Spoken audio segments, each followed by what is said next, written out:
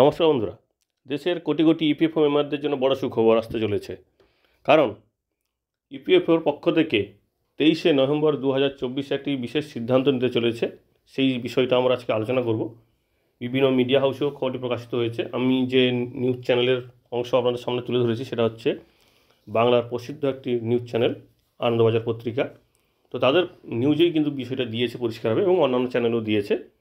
বলা হয়েছে EPS 95 pensioner, অর্থাৎ ইপিএফের আন্ডার যে সমস্ত পেনশনার আছেন প্রায় 7 কোটির কাছাকাছি, সেই সমস্ত পেনশনারদের এবার পেনশন 1 জানুয়ারি 2025 থেকে যে কোনো ব্যাংকে তোলা যাবে। অর্থাৎ যে কোনো ব্যাংকে। এতদিন ছিল কি, কোনো ব্যাংক পরিবর্তন করতে গেলে, ঠিকানা পরিবর্তন করতে গেলে, বা অন্য কোনো রাজ্যে যাবে, ধরুন ছেলে মেয়ের কাছে চলে যাবে, বা যেখানে বাড়ি সেখানে চলে যাবে, তো সেক্ষেত্রে কী হতো, পিপিও নম্বর সব নিয়ে যেতে হতো, সেখানে অনেক সময় কারেকশন করতে হতো। সেই সমস্যাটা কিন্তু আর হবে না। 1 জানুয়ারি 2024 থেকে এই বিষয়টি সিদ্ধান্ত হবে, এবং এই নিয়ে যে 23 তারিখ ইপিএফের ট্রাস্টি বোর্ডের যে মিটিং হবে সেখানে বিষয়টা সিদ্ধান্ত হবে। সেখানে উপস্থিত থাকবেন কেন্দ্রীয় শ্রমমন্ত্রী মনসুখ মান্ডব্য। যদিও এর পূর্বে মাননীয় মন্ত্রী এই বিষয়ে অনুমোদন দিয়েছেন, কেন্দ্রীয় যে ক্যাবিনেট কমিটি তারাও অনুমোদন দিয়েছেন।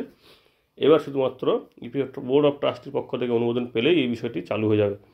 কারণ ইপিএফের যে মেম্বাররা পেনশন পাচ্ছেন, অর্থাৎ ইপিএস 95-এর আন্ডার যেসব পেনশনার আছেন, দেশের বিভিন্ন প্রান্তে ছড়িয়ে আছেন, এবং সেক্ষেত্রে তাদের পেনশন তোলার সমস্যা হচ্ছে কি, তাদের নির্দিষ্ট ব্যাংকের এটিএম অ্যাকাউন্টে বেতন হচ্ছে এবং সেখান থেকে টাকা তুলতে সমস্যা হচ্ছে। সেই অ্যাকাউন্টে যে ব্যাংক, সেই ব্যাংকটা তাদের বাড়ির কাছাকাছি নেই, তো সেক্ষেত্রে সমস্যা হচ্ছিল। তো এই বিষয়টি কিন্তু আর হবে না।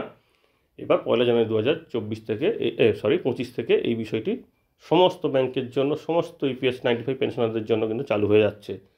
শুধু তাই নয়, এছাড়া ইপিএফও 2.0 একটা নতুন পোর্টাল আসতে চলেছে, সেই বিষয়ে কিন্তু সিদ্ধান্ত হতে পারে। এর আগে ইপিএফ বোর্ড অফ ট্রাস্টির মিটিং হয়েছিল ফেব্রুয়ারি মাসে, যেখানে সুদের হার, ইপিএফের যে সুদের হার 8.25 করা হয়েছিল। তো তার পরবর্তীতে এই সিদ্ধান্ত হতে চলেছে বলে এই মিডিয়া হাউসের পক্ষ থেকে বলা হয়েছে, এবং সেই অনুযায়ী মাননীয় মন্ত্রীও কিন্তু মিডিয়াতে এই বিষয়টি বলেছেন যে 23 তারিখে এই বিষয়টা মিটিং হবে, এবং সেই অনুযায়ী ইপিএফের সদস্যরা 1 জানুয়ারি থেকে যে পেনশন পাবেন সেটা যে কোনো ব্যাংক থেকে তুলতে পারবেন। এই হচ্ছে একটি নিউজ, যেটা অবশ্যই প্রয়োজন। কারণ অনেকের ক্ষেত্রে কিন্তু সমস্যা হয়, অনেকের ক্ষেত্রে তো কোনো সমস্যা নেই, কারণ তাদের বাড়ির পাশে ব্যাংক, বাড়ির পাশে অ্যাকাউন্ট, তো সেক্ষেত্রে সমস্যা নেই। কিন্তু যে সমস্ত পেনশনারদের দূরে ব্যাংক, তো তাদের কিন্তু সমস্যা হয়। তবে হ্যাঁ, এই সঙ্গে সঙ্গে আরেকটু বলে রাখি, আপাতত পেনশন বৃদ্ধির কোনো নিউজ নেই। আপনারা হয়তো ভিডিওতেই অনেকেই কমেন্ট করেন যে পেনশন বৃদ্ধি নিয়ে কোনো নিউজ আছে।